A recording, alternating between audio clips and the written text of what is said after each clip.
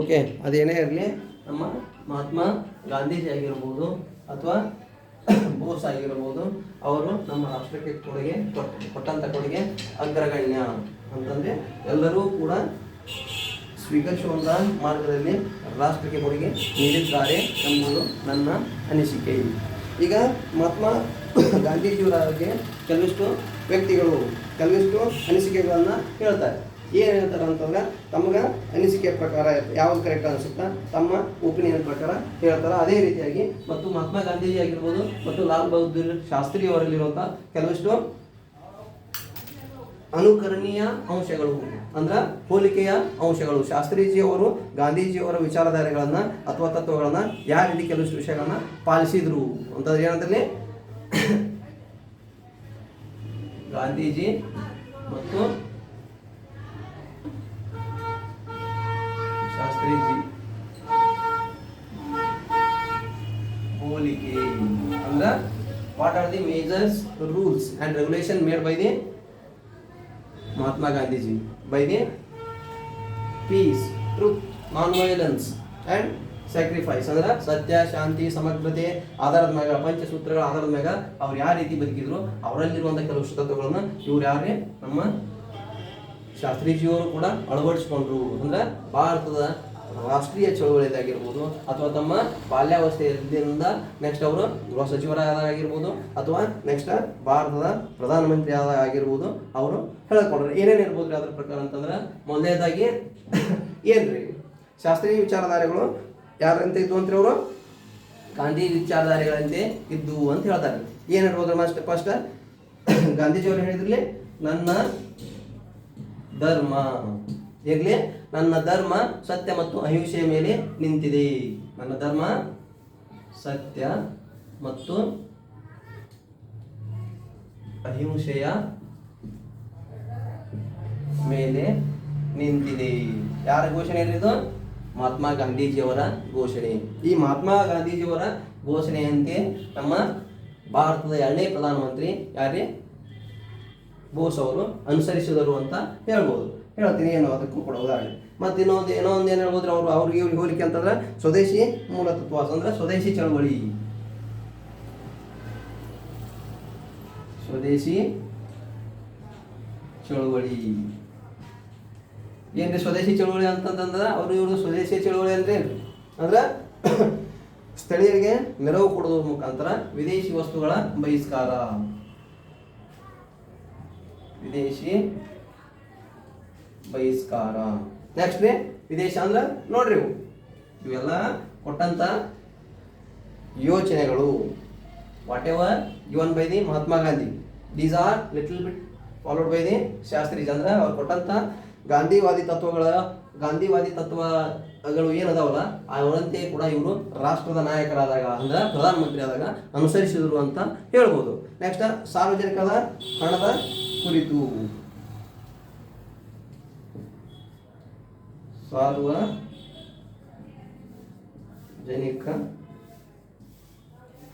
ಸಾರ್ವಜನಿಕ ಹಣ ಅಂತಂದ್ರೆ ಅವ್ರು ಪ್ರಧಾನಮಂತ್ರಿ ಆದಾಗ ಅಲ್ಲೇ ಯಾವ ರೀತಿ ಅವರ ವರ್ತನೆಗಳು ಇದ್ದು ಅನ್ನೋದನ್ನ ಹೇಳಕತ್ತಾರೆ ಅವ್ರು. ಯಾರ್ರಿ? ಸಾರ್ವಜನಿಕ ಹಣದ ದುರುಪಯೋಗ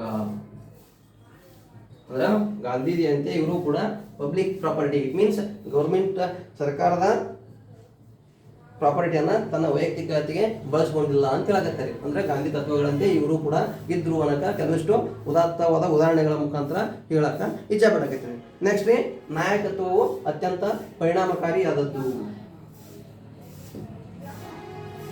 ನಾಯಕತ್ವವು ಏನ್ರಿ ಅತ್ಯಂತ ಪರಿಣಾಮಕಾರಿ. ಯಾಕೆ ನಾಯಕತ್ವ ಅತ್ಯಂತ ಪರಿಣಾಮಕಾರಿ ಅಂತ ಹೇಳಕತ್ತೀವ್ರಿ? ನೋಡ್ರಿ, just you have to be observe. First ಒಂದು ಏನಾಗುತ್ತೆ, ನನ್ನ ಧರ್ಮ ಸತ್ಯ ಮತ್ತು ಅಹಿಂಸೆಯ ಮೇಲೆ ನಿಂತಿದೆ. ಇದನ್ನ ಯಾರು ಹೇಳಿದ್ರಿ? ಮಹಾತ್ಮ ಗಾಂಧೀಜಿ. ಧರ್ಮ ಅನ್ನೋದು ಸತ್ಯ ಮತ್ತು ಅಹಿಂಸೆಯ ಮೇಲೆ ನಿಂತಿದೆ ಅಂತ ಏನಿದಲ್ಲ, ಅದೇ ರೀತಿಯಾಗಿ ಯಾರೇ ಶಾಸ್ತ್ರೀಜಿ ಅವರು ಕೂಡ ಬದುಕಿದ್ರು, ಅದು ತಮ್ಮ ಅಧಿಕಾರಾವಧಿಯಲ್ಲಿ ಕಾರ್ಯರೂಪಕ್ಕೂ ಕೂಡ ತಂದರು ಅಂತ ಹೇಳಕತ್ತಾರೆ ಅವರು. ಅಂದ್ರೆ ಅವ್ರೆ ಬಾಲ್ಯಾವಸ್ಥೆಯಲ್ಲಿದ್ದಂಥ ಶಾಲೆಯಲ್ಲಿ ಸಂಭವಿಸಿದಂಥ ಒಂದು ಘಟನೆಯನ್ನು, ಆ ಘಟನೆಯನ್ನು ಅವರು ತಮ್ಮ ಆತ್ಮಾವಲೋಕನದಲ್ಲಿ ಇಟ್ಕೊಂಡು ಅಂದ್ರೆ ಸತ್ಯ ಮತ್ತು ಅಹಿಂಸೆ ಅಂತ ಅನ್ನೋದನ್ನ ನೆನಪಿಟ್ಟುಕೊಂಡು ಅವಾಗ ಅವರ ಶಾಲಾ ಲ್ಯಾಬ್ನಲ್ಲಿರುತ್ತೊಬ್ಬ ಪ್ಯೂನ್ ರೀ, ಅವ್ರು ಏನಾದ್ರು ಲ್ಯಾಬ್ನಲ್ಲಿದ್ದಾಗ ಅದರ ಗಾಜಿನ ಬಾಟ್ಲಿ ಹೊಡೆದಿರ್ತಾರಂತ. ಶಾಲಾ ಬನಾರಸ್ ಬನಾರಸ್ ಪ್ರೌಢಶಾಲೆಯಲ್ಲಿ ಶಾಲೆ ಕಲಿಯಾಗ ಅವ್ರೊಂದು ಬಾಟ್ಲಿ ಹೊಡೆದಿರ್ತಾರಂತ. ಬಟ್ ಅದೇನಿರಲಿ ethically that is wrong, but ಅದು ನೈತಿಕವಾಗಿ ಅದು ತಪ್ಪು. ಬಟ್ ಆ ತಪ್ಪು ಅದು ಹೇಳಿದ್ದು ಅಲ್ಲಿ ಆ ಪ್ಯೂನ ಹೊಡೆದಿದ್ದಾಗಿರಲಿ ಅಥವಾ ಬೈದಿದ್ದಾಗಿರಲಿ ಕರೆಕ್ಟ್ ಅಂತಂದು ಅವರು ಗೃಹ ಮಂತ್ರಿ ಆದಾಗ ಆ ಬನಾರಸಿಗೆ ಹೋಗಿ ಆ ಪ್ಯೂನನ್ನು ವೇದಿಕೆ ಮೇಲೆ ಕರೆದು ಸ್ವಾಗತಿಸ್ತಾರಂತೆ. ಯಾರೇ? ಶಾಸ್ತ್ರೀಜಿ. ಅಂತಂದ್ರೆ ಇಲ್ಲಿ ಗಾಂಧಿಯ ತತ್ವಗಳ ಅನುಸರಿಸಿದ ಮಹಾನ್ ವ್ಯಕ್ತಿ ಅಂತ ಹೇಳಬಹುದು ಅಂತ ಹೇಳಾಕತ್ತಾರ. ಅಂದ್ರೆ ಅವರ ತತ್ವಗಳನ್ನ ಪಾಲನೆ ಮಾಡಾಕತ್ತಾರ ಅಂತ ಹೇಳಕತ್ತಾರ. ನೆಕ್ಸ್ಟ್ ಒನ್ ಸ್ವದೇಶಿ ಚಳುವಳಿ. ಏನ್ರಿ ಸ್ವದೇಶಿ ಚಳುವಳಿ ಅಂತಂದ್ರೆ ವಿದೇಶಿ ವಸ್ತುಗಳ ಬಹಿಷ್ಕಾರ ಮತ್ತು ಸ್ವದೇಶಿ ವಸ್ತುಗಳ ಬಳಕೆ. ಅದಕ್ಕೆ ಏನಾಗ್ತಲ್ಲಿ ನಾವು ಈ call the made in India. ನಾವು whatever the governments are implemented, what major rules, what are the major foreign policies, these all are already given by the old generation people. It means those who are the role models of our India. ಅಂದರೆ ಭಾರತಕ್ಕೆ ಆದರ್ಶವಾದಿಗಳಾದಂಥವ್ರು ಹೇಳಿದಂಥ ತತ್ವಗಳೇನದಲ್ಲ ಅವನ್ನ ಈಗ ಹೊಸ ರೂಪ ಕೊಟ್ಟು ಬದಲಾವಣೆ ಸ್ವಲ್ಪ ಲಿಟ್ಲ್ ಬಿಟ್ ಡೈವರ್ಟ್ ಮ್ಯಾನರ್ ಅಂದರೆ ಕೆಲವಷ್ಟು ಪ್ರಮಾಣದಲ್ಲಿ ಬದಲಾವಣೆ ಮಾಡಿ ನಮ್ಮ ಭಾರತದಲ್ಲಿ ಜಾರಿಗೆ ತಂದ್ರೆ ಅದೇ ರೀತಿಯಾಗಿ ಅವ್ರು ಹೇಳಿದ್ರು ಇಲ್ಲಿ ಸ್ವದೇಶಿ ಚಳುವಳಿ ಅಂದರೆ ವಿದೇಶಿ ವಸ್ತುಗಳ ಬಹಿಷ್ಕಾರ ಮತ್ತು ಸ್ವದೇಶಿ ಚಳುವಳಿಗಳನ್ನ ಮಹಾತ್ಮ ಗಾಂಧೀಜಿಯವರು ಕೊಟ್ಟಿದ್ದು ಕಲ್ಪನೆ ಯಾವಾಗ್ರಿ? ಈಗಲ್ಲದು, ಅವಾಗೆ ಅವರು ಅವಾಗ ಕೊಟ್ಟಿದ್ದನ್ನ. ಅಂದ್ರೆ ಅದೇ ರೀತಿ ಅಂದ್ರೆ ವಿದೇಶಿ ಬಟ್ಟೆಗಳಾಗಿರ್ಬೋದು, ಅಲ್ಲಿರುವಂತಹ ವಿದೇಶಿ ಮಸಾಲೆ ಪದಾರ್ಥಗಳಾಗಿರ್ಬೋದು ಅವು ಬೇಡ ಅಂತಂದು ಬ್ರಿಟಿಷರ ವಸ್ತುಗಳು ಬೇಡ ಅಂತ ಮಹಾತ್ಮ ಗಾಂಧೀಜಿಯವರು ಯಾವ ರೀತಿ ನಿಷೇಧಿಸಿದ್ರು ಅದೇ ರೀತಿಯಾಗಿ ನಮ್ಮ ಲಾಲ್ ಬಹದ್ದೂರ್ ಶಾಸ್ತ್ರಿ ಅವರು ಕೂಡ ತಂದ್ರು. ಏನ್ ತಂದ್ರಲ್ಲಿ? ಹಸಿರು ಕ್ರಾಂತಿಯ ಹರಿಕಾರ ಅಂತ ಕರಿತಾರೆ ಅವ್ರಿಗೆ. ಹಸಿರು ಕ್ರಾಂತಿಯ ಹರಿಕಾರ. ಯಾಕೆ ಹಸಿರು ಕ್ರಾಂತಿಯ ಹರಿಕಾರ ಅಂತ ಕರಿತಾರೆ ಅವ್ರಿಗೆ? ವೈ? ಎದಕ್ಕೆ ಕರಿತಾರೆ? It means when in 1964 to the 1965 it means his role is mandatory.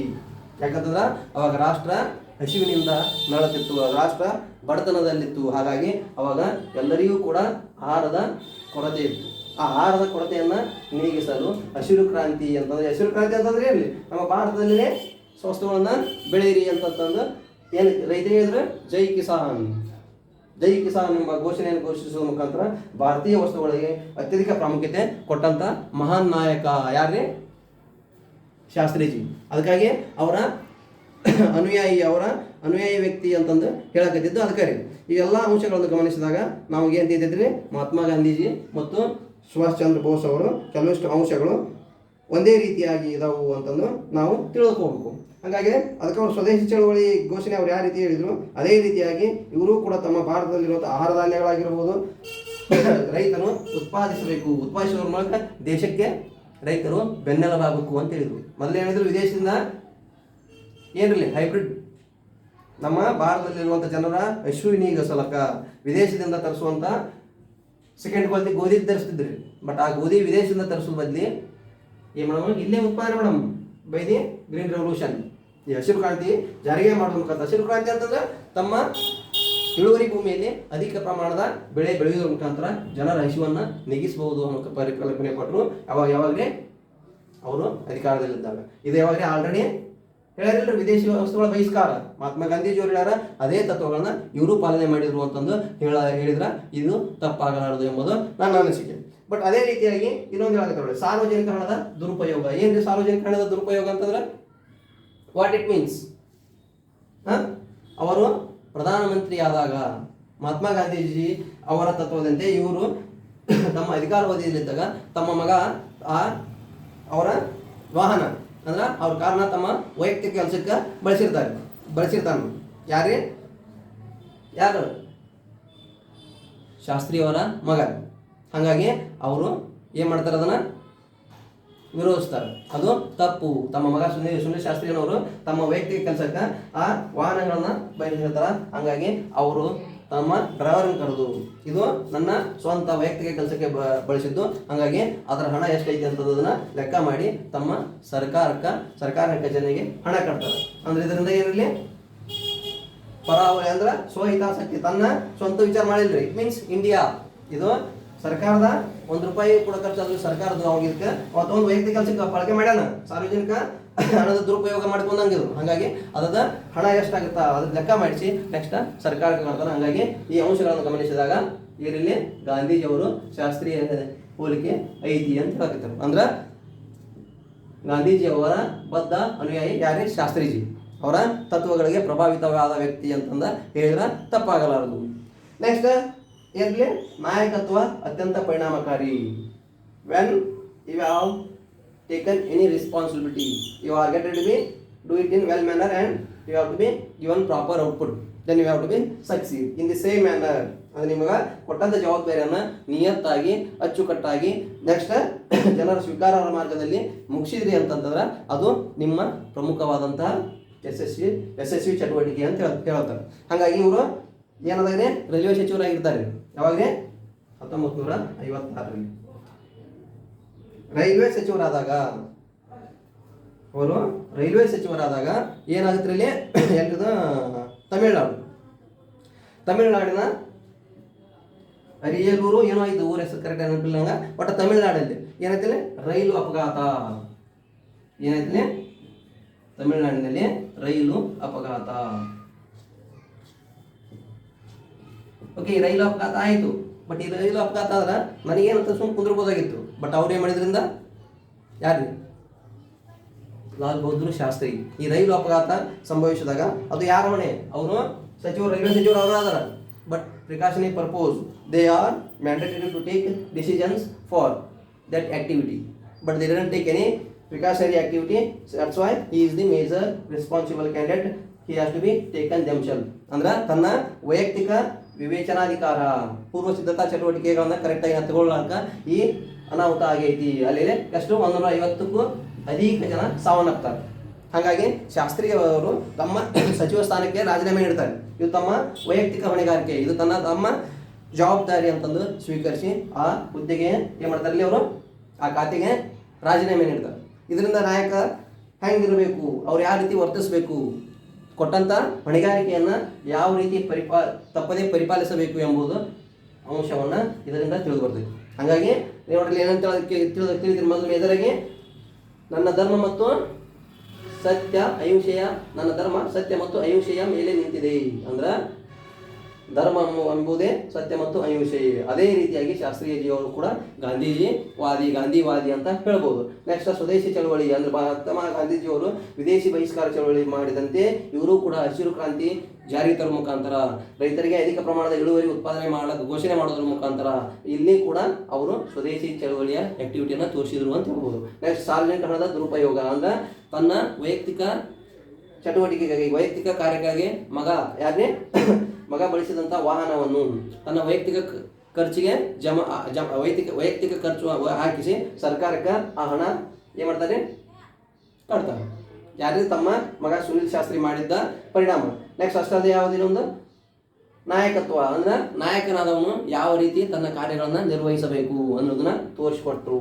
ಇದನ್ನೆಲ್ಲ ಅವರು ಅಬ್ಸರ್ವ್ ಮಾಡಿ ಕಲ್ತಿದ್ದು ಯಾರೇ ಬಾಪೂಜಿ, ಮಹಾತ್ಮ ಗಾಂಧೀಜಿ, ರಾಷ್ಟ್ರಪಿತ ಎಂದು ಕರ್ಸ್ಕೊಂಡಂತ ಯಾರಿಂದಲೇ ಗಾಂಧೀಜಿ ಅವರಿಂದ. ಹಾಗಾಗಿ ಎಲ್ಲ ಅಂಶಗಳನ್ನು ಗಮನಿಸಿದಾಗ ನಮಗೆ ತಿಳಿದು ಬರುವ ಅಂಶ ಏನಂದರೆ ಶಾಸ್ತ್ರೀಜಿಯವರು ಪ್ರಮುಖವಾಗಿ ಪ್ರಾಶಸ್ತ್ಯವಾಗಿ ಗಾಂಧಿವಾದಿ ಅಂತಂದು ತಿಳಿದು ಬರ್ತೈತಿ.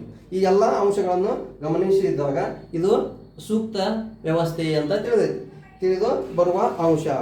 ಓಕೆ, ಅದು ಏನೇ ಇರಲಿ, ಇವತ್ತಿನ ದಿನ ಅಕ್ಟೋಬರ್ 2, 2025 ನಮ್ಮ ಭಾರತದಲ್ಲಿ ಗಾಂಧಿ ಜಯಂತಿ ಆಗಿರಬಹುದು ಅಥವಾ ಅಂತಾರಾಷ್ಟ್ರೀಯ ಮಟ್ಟದಲ್ಲಿ ಯಾವುದೇ ಅಂತಾರಾಷ್ಟ್ರೀಯ ಅಹಿಂಸಾ ದಿನವನ್ನಾಗಿರ್ಬೋದು. ಇದನ್ನ ಬರೀ ಆಚರಣೆ ಮಾಡಿದರೂ ಸಾಲದು.